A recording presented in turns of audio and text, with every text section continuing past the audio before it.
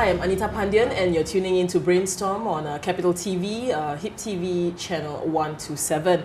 And the topic for today that we'll be discussing is on social media in business. Social media is a phrase being tossed around a lot these days, but it can sometimes be difficult to really understand what is social media. So we have in our studios the famous, I would call him, Christopher Tock, or aka Spinzer. That's right. Hi, nice meeting you here. Hi. Capital TV, thanks for coming in. Thank you for having me. Okay, tell us a little bit about yourself. I mean, you have this blog called the Tockism, and then you're also known as Spinzer. That's right. US, you know, pretty famous or infamous, I would call you. Well, in the social media industry, I think you just have got to create a name for yourself. So, you know, if you're not known as something, then you're not known at all. Okay, so how did Spinzer came about? Well, actually, it's a very simple story. I used to play ping pong, table tennis, back in my college days, and I was known to do something called top spin, and you know that kind of nick got stuck. So from top spin, and eventually people call me Spinzer to make it easier. And sorry, top Spinzer, and then eventually it became Spinzer. So it's like a short form of things. And because I thought that name was short and simple, and it's something unique. If you Google that name, you won't find a lot of them. And what happens is then, this is something when I first found out about Google search and all this Yahoo search came out, that I wanted to be that only person that carries that nickname. So from then on, I actually built my brand. So what I'm trying to say is that social media, it's all about personal, it's about branding yourself and how you want people to see you. So from the beginning, every platform that I go on board, which is on YouTube, Facebook, Twitter, and the many more platforms that's available, I've taken that nickname Spinzer and I've built it to such a way that when people think about my nickname, they think about fun, they think about development in the sense that you know, there's this guy who is a normal guy, you know, I'm not anyone special, but yet I want to put myself into new shores, you know, test something new, go and how do I put it? Just become more popular, I would say. But bear in mind that I wanted to build fame not for the wrong reasons. And when I say wrong reasons, I don't want it to be, I don't want my fame to be something that, you know, so that everybody will worship me or some sort. I wanted my fame so that people will know what I'm doing. And I think a lot of people know, if they know my name, Spinzer or Chris, they actually know that I work a lot on social activities, social enterprises, social movements, and basically a lot of people don't really talk about that, you know, at least many years ago, because the industry is, you know, full of people with advertising gimmicks and basically marketing. So what I wanted to do is to create a personality that will exude the word social, you know, social work or social good for whatever reasons. And that's when I started helping all these non-profits. All right. And, so tell us a bit about how you know, sort of marketed yourself, this, you know, marketing of social media that you do. Well, how do you optimize it? From the very beginning, you know, nobody actually knew what's going to happen. When social media was hip, everybody thought that they could go on board and do something for themselves. And so I can tell you that most of the people are the same as me, which is that, okay, here we have a tool, but how do we utilize it? We're not too sure. So I think what we do best is how we do human interactions as close as possible. So don't be too complicated. You know, I try and make things as simple as possible from the way I brand myself on all these different stations, on all these different platforms, and at the same time, how I utilize it to create value for others. So what I'm trying to say is that I don't just talk about myself and what my work does. I also talk about what other people do and how and why they deserve to have a mention or a share or a follow. And I think that ultimately helped me in terms of getting the mileage that I have right now. Okay, all these celebrities and personalities. Some of them are famous on ground, but they may not be famous online. So I do all those things. You make them famous. That's right. Well, to be honest, they are already famous. Okay, they have a following and. That's right. So all people need to know is where are they on? What platform are they on? Are they on Facebook? Are they on Twitter? So that's what I do. And in return, these guys will talk about me, whether it's to their followers or to their, you know, the important people in their lives. And I guess that all in all that helped. And everybody started to know, like, oh, Spinzer's the guy to go to to help me publicize whatever I need to publicize, especially in the social work area, because that's what I specialize in. Okay, so is there really money in .coms, you know, Well, Spinzer? do we make, I mean, generally how much do you make in this kind of field, if you don't mind me asking? Okay, so Yeah. this is the thing. When it comes to monetary field, I'm actually not so much of a social marketer, although people would say that I am. Yeah. I'm more of a what you call a community manager. So I create communities. And Okay. I think the funny thing is that I never thought of something like this can make me money. In fact, when I graduated from Imperial College back then, I studied joint mathematics and computer science. Okay. And you know, it's not really related to marketing. Yes. So what I did was I joined an investment bank. Okay, And to get the feel of what's it like. That's right, yeah, and it's good money, yeah, investment Yeah, bank, to 2 work for years and corporate, whatnot. At one point though, people started asking me, you know, Chris, you're so good at what you're doing, you know, Spinzer, why don't you help me do a campaign or at least help promote my company or my brand, and they were willing to pay. So from then on, I started understanding that, you know what, maybe I can leave my investment job and start and create a company that can do all these things and charge a certain fee. Okay. And that's what I did at December 2010. And the company is called socialgurus.com. What we do is basically we provide consultancy, we provide marketing, social marketing services for brands, NGOs, NPOs, and even commercial entities. And as of now, 1.5 years later, we're still surviving. Okay, how many Thank God. clients have you got? Oh, under your we've helm? got many clients. We work with almost more than 10 groups.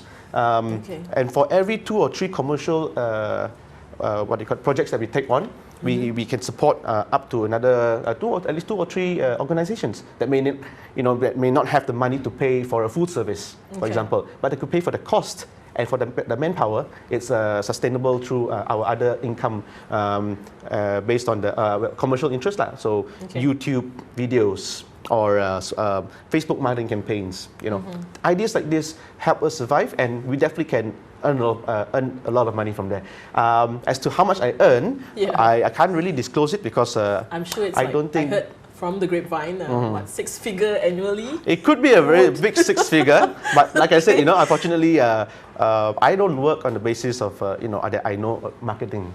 So I don't ask for that kind of amount of Still, money. you garner that kind of, investment. I can. That's the best thing about social media is that at that point it was a blue ocean kind of thing. Yeah. So I was there at the start, so I was able to extract as much as I can back then. Now, unfortunately, a lot of digital PR companies are going digital as well. Yes. So they're hiring all the social media users, and they're making it so affordable now because Yes. of their huge capital, right? Yeah. So we feel that our rates are going down, lower and lower. More And, affordable for the startup companies, enterprises. Exactly. Probably, huh? Yeah. Exactly. So there is money to be made. It's just how much money you want to make from it. Okay. Yeah. So what are the do's and don'ts of being in social media? Maybe because you did it from early 2000, I understand, while you were in London. That's right, And yeah. it started off that way. So what are some of the ways if someone wants to get into the business of social media? Okay, this is quite interesting. There are 2 factions to this. One is on a user perspective, and the other is on the advertiser perspective. So I actually come from a user side, meaning to say that I'm actually part of the people that most companies try to attract because I'm a blogger, Yeah. I'm a Twitterer, and a Facebooker. I mean, basically all these platforms help me reach out to many people. Okay. And So they come to you, a lot of the companies, that's right. sponsors. That's right. And they're not just coming to me; they're coming to a lot of other youths as well, who have garnered a certain following because of maybe because they party a lot, or they just happen to do a lot of other events, and therefore they blog about many things. So companies will go to them and ask them, how can you help me publish about my brand or my Yes, company? yes. And they're willing to pay a certain sum of money. So. So you're a tool for these people to actually make money via their social media. That's right. But that's very, very important to figure out that from a tool, you can actually convert this into your own brand. So from your own brand, you can start doing bigger things, working with celebrities, for example. Okay. You don't get to work with celebrities just by just doing normal things, right? So you got to plan your way, you've got to stage your development process and using the network you have currently to expand to other new networks. So actually in social media, a lot of networking is involved, and if you don't network, you won't be successful. Okay. That's what we believe. Maybe you could name some of the companies that are, if it's not under confidentiality or anything, in Malaysia that are doing well and via, yourself and your company.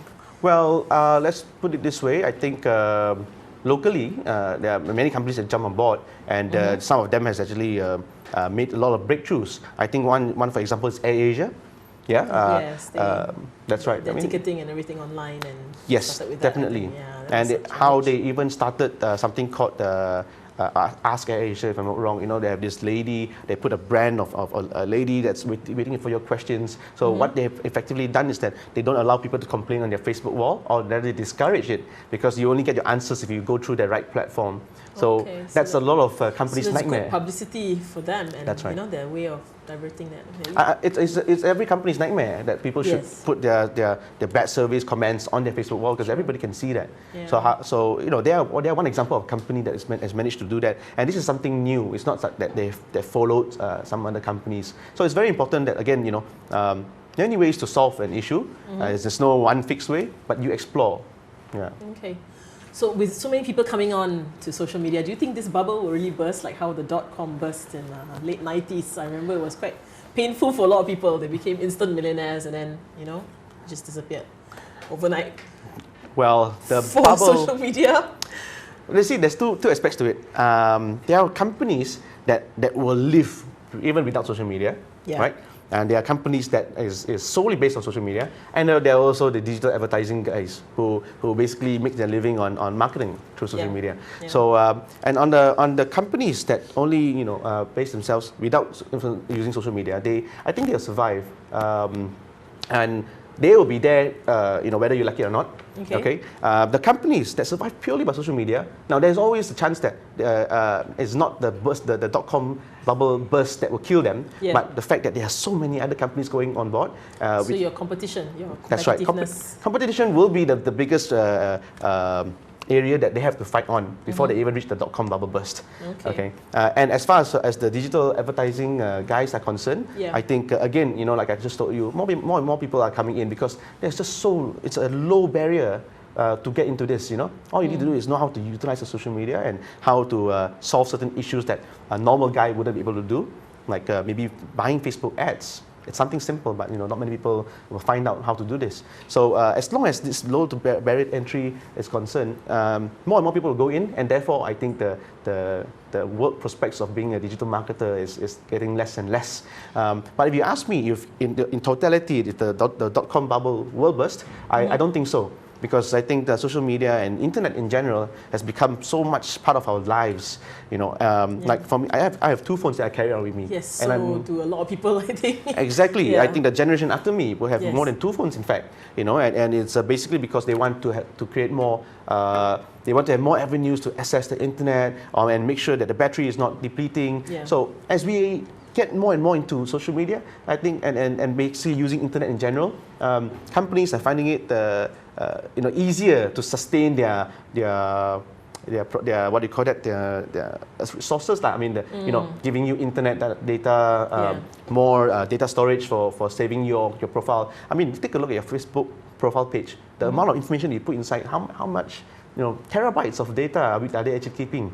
So in that sense, I don't think it's ending. There's no way ending. The only competition you will face is the many companies that are also going to the social media industry. Okay, so what is the best advertising practices on social networking sites? What can we do to ensure that we get the maximum, the followers, the fans, right, and the likes? And I mean, does all that make a difference in it your does. business? It does. There are many things that you can do, but there are a few things that you shouldn't do. So I think instead of talking about the things that you can do, I think I'll share. I share about what you can't do. You marketers, they are basically people that we follow a practice of a real life practice.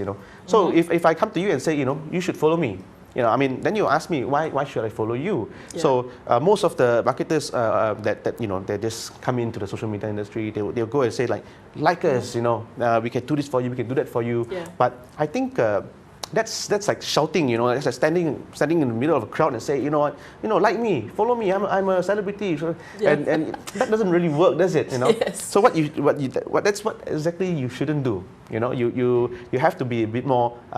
You have to give value to why people should follow you. For example, there's this video that just that got produced last week. Okay, the video is called My Generasi. I think if you search on YouTube, My Generasi, you will find that video and give it a go, give it a watch, and you'll see why it can get 1 million views in just 4 days, and probably maybe over 1,000 subscribers on the YouTube channel.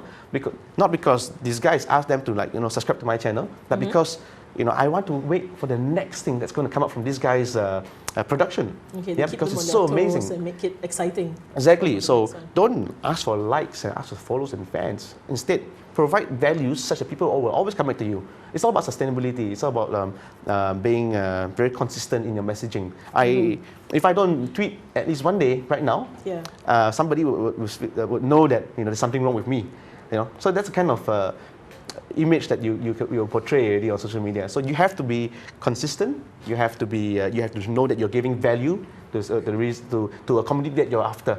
Right? If you are talking to a tech community, you might want to provide advices and new information about new technologies. If you're and similar, even very boring subjects like maybe accounting. Okay, maybe accountants will hate me for this, but accounting is not normally a good subject that people talk about on a daily basis. Yes, very dry. Yeah, that's right. Yeah. So, but if you create a Twitter account or a Facebook account that talks about accounting in a very fun way, provide tips on how you balance your sheet, and all the kind of things that accountants talk, then maybe you can get a following of people who don't normally talk about accounting, who wants to know about accounting because it's such an important detail in your business, and you're providing them information, simple steps to get them a healthy account, for example. So you want to be successful, you have to do these various ways of giving back value to the community that you're targeting. Okay, I read also online that you're a follower. I think you started off as a follower, right? Yes, Maybe yes, you'd like to share with us a bit about what you followed and that's very interesting. You're right. I recently blogged about first follower leadership. Yes. Because when I started out on social media, it's all about sharing the cause that I support, and these causes are started by a leader. Okay, so I have a few leaders that I really like, and I feel that if these guys don't get the time that they deserve at least on social media, then nobody would know what they're doing. Okay. So I've built my way up in a way, knowing new people, getting to know Datuk Paduka Marina, to even meeting the Prime Minister himself. Things like this don't come naturally. Yeah. So being a first follower means that I support things like initiatives like Teach for Malaysia. Okay, if you heard of Teach Malaysia, they are trying to reduce the inequity in education, meaning to say that one day they hope that all children will get excellent education with or without money. Okay, and then there are other causes like Random Alphabets, a group of people doing flash mobs. So if you heard of this KL Freeze and the Glee flash mob about a year ago, these are the things that we do on a yearly basis. And the guy who started all this is Zain HD. And I thought this guy he needs more help, and I went in there. I provided my services for the company. That's what social groups do, by the way. We help startups and NGOs, NPOs to find new ways to go and market, right? Yeah. So I got in there and helped him promote in a very unusual ways. For example, the Glee Flash Mob, we created a website that has this Twitter number following and a Facebook shares number, which is something that wasn't very famous at that point, to show that when a lot of people start sharing this, so you get 2,000 shares on Facebook, then suddenly everybody wants to be part of it. That's Malaysians, isn't it? I mean, we like the fact that... Jump into the band. Exactly. When you see something is odd, something is different, you get, whoa, this is 1,000 Facebook shares. They naturally want to come in. So using that kind of behavior that I've studied, on a general, basically you just do some research on Twitter and Facebook. That works, and we installed that, and we managed to get at least 2,000 people registering to volunteer and to be part of this flash mob, and at least 600 people turning up on the day itself. So to us, the conversion is really immense. I mean, from a lot from what people are telling us, normally the conversion rate is a lot less. Okay. So that's one example of how basically I build up from using all from helping all these leaders and all these social causes. They instead give me the kind of branding that I want as well, which is the social cause. That I'm there for those people who want to spread out their word for exceptionally good ideas. And I think that's where I met people. All these not only the people with huge influence, but also people who do the real things. And when you put these two combined together, you basically propel somebody who is a normal guy. I don't think I'm anything special. I have basic looks. I'm not a millionaire. I don't run a millionaire business. I don't have. I'm not a celebrity in any sense. And yet I'm able to provide value to celebrities, to people with influence, and they instead have also pushed me up to where I am today. Okay. So I've got all of them to thank for first follow leadership. Okay. Yeah. So social media in the 21st century would definitely be a new source, I think, for everyone. That's right. Is that right? Do you think that it'll go from there, and where will it head next after the 21st century? That's very interesting. I like to think that I'm always trying to progress to see what's new that's coming out in social media. I follow all kinds of blogs like Mashable. There are many blogs that talk about social media and the future, and I learn from all these thought leaders on social media users, and that's why I feel that I'm one of some of the only few people who try and explore new areas to go into. For example, there's an app called TinyChat. TinyChat.com. That is like, I don't know if you've heard of MIRC. Those days in IRC, we used to chat a lot, isn't it? All words and stuff. Yeah. So TinyChat.com is actually an application that uses videos. So imagine a channel with many videos and people chatting to talk with these guys. Yeah. That's right. So it's available in public. It's free, and I feel that angle could be something new. It's a very Google Hangout kind of thing as well, Forum, yeah. It's something, and a lot of people will say, "What should we even get there? Will it even hit on in Malaysia?" But here I am to say that people are always looking for new things. So if we can share about and we can utilize these things as part of a new campaign or a new idea to be used on the company and your services, then that's the way that we will be heading to. And I tell you that people will be more susceptible. They will be more. They'll be more than happy to actually go and utilize this new space to do whatever they want to do. Because we are like that. Malaysian is the most connected social media community that we have in the whole world. Yeah, Facebook friends, on average, we have more than anyone else in the country, even the US.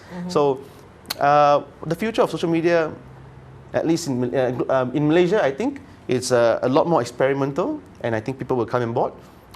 In terms of global, I think it's here to stay, and I think it's going to be really part of our daily lives. In fact, Google has come up with a concept called Google Glasses, where the glasses that you wear, you get message written to you. You get something called augmented reality, where if I was looking at a shop, you'll recognize the shop space with the address, and it'll give me a data of what the shop sells and what does it do, maybe how many fans it has on Facebook. Like an informative GPS. That's right, yes. And it's right on your lens or your glasses. I mean, that's the future that we're looking at. And everybody will say, oh, it's not going to happen. And what if it creates accident? But I'm going to be honest to you. From the last time caveman days to now, now we're so dependent on our phones, and yet you don't see a lot of accidents based on people distracted on their phones and stuff like that. So who's to say that in the future we'll be distracted by these things? It could be integrated in our lives. Okay, so final few minutes of the show. What's the future for Spinzer, for yourself, for your company, and what do you hope to achieve in the years to come? Okay, so I've told you that I'm more of a user-based social media guy rather than advertising guy. But I hope that one day I can expand my business to something even bigger. I can make it more sustainable in a sense that for every client that I get, for example, I can support more than maybe 2 to 3 non-profit organizations. My dream is to eventually get all these causes, great causes, out in the open where everybody can see what people are doing. So we can build our what we call a social sector, at least in Malaysia. Which I feel is very lacking. Everybody's thinking about money. How do I get rich? When maybe that's not the right direction to go, especially for us Malaysians, where we are more caring in general compared to the overseas. So why are we not using that kind of what we call mentality to our advantage. So my vision is to build socialgrooves.com to be something more sustainable, to build communities, to create more content for people, and to help more social causes. And in general, on my own, I just want to be, I guess I want to be fitter. You know, I still don't want to, I don't want to forego on my health. You know, I still want to hang out with my family, and I think people should just enjoy what they're doing to the most. Right. Experience life to the best, and social media is the way to go to. Okay, thank you, Christopher. Thank you very much. No, thank you so much for having me. For coming to our studios. There you have it, Christopher Tock, Tockism of Spinzer.us. He's famous online, and check it out if you can. We'll be right back after these messages. Stay with us on Capital TV, Unified Channel 127.